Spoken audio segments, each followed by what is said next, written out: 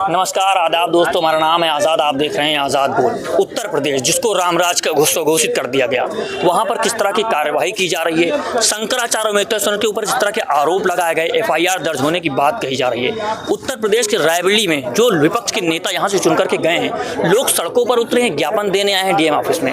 वो लोग क्या बात रख रहे हैं, किस तरीके से शंकराचार्य जी के लेकर के बातें हो रही हैं और जो धर्म को लेकर के सारी चीजें हो गई हैं। आप ही बताइए कि जिस तरह से शंकराचार्य जी का मुद्दा उठा हुआ है, उसको आप कैसे देखते हैं।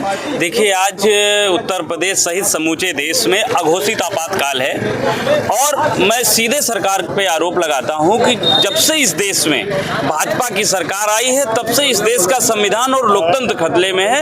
यूं कहें तो देश का हर एक नागरिक खतरे में है। जिस तरह से 2014 के बाद पहले इन्होंने हिंदू मुस्लिम करके लोगों को लड़ाने का काम किया, फिर इन्होंने हिंदू को लड़ाने का काम किया, उसके बाद अब ये साधु संतों पर जो हमारी आस्था का प्रतीक है, जो इस देश में शंकराचार्य जी हैं, जिनको हम आदि भगवान का दर्जा देते हैं, उनके ऊपर सीधा प्रहार करने का काम किया है।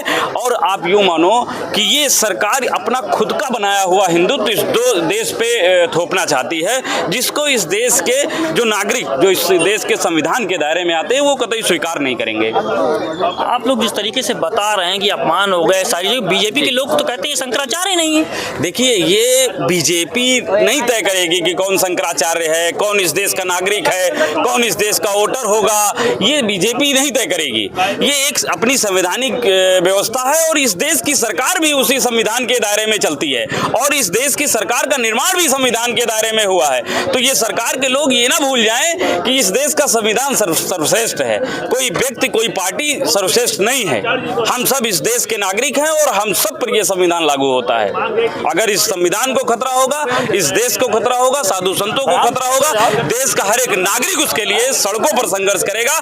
हमने आज यहाँ पहुंचकर सिर्फ ये सरकार को बताने की बात की कि हम सब लोग जो भी इस देश में चल रहा है साधु संतों के अपमान को कांग्रेस के लोग बर्दाश्त नहीं करेंगे, क्योंकि हम लोगों ने इस देश को आजादी की लड़ाई लड़ी है, अपना खून पसीना इस देश की माटी को दिया है। इसलिए हम इस देश के जो संविधान को और लोकतंत्र को, नागरिकों को खतरा है, तो इससे हमको दर्द है और हम इसकी लड़ाई सड़कों पर लड़ेंगे। आप देख रहे हैं जिस तरह से शंकराचार्य जी को लेकर के सारी बातें हो रही हैं, उत्तर प्रदेश में पूरे विरोध प्रदर्शन किया जा रहा है, देश में प्रदर्शन किया जा रहा है। अब देखना ये होगा कि इस पर एक्शन होता है या नहीं। जो शंकराचार्य जी बोल रहे हैं कि हमसे सिर्फ माफी मांग लिया, वो सारी चीजों को खत्म कर देंगे। वो जो 40 दिनों के बाद फिर से पहुंचेंगे वहां पर, तो जो सारी रूपरेखा होगी वो आपको दिखाते रहेंगे। अगर आप चाहते हैं कि इस तरह के वीडियो, इस तरह के मुद्दे आप तक पहुंचाते रहें, तो आजाद बोल को सब्सक्राइब कीजिए। जय हिंद, जय भारत, जय संविधान।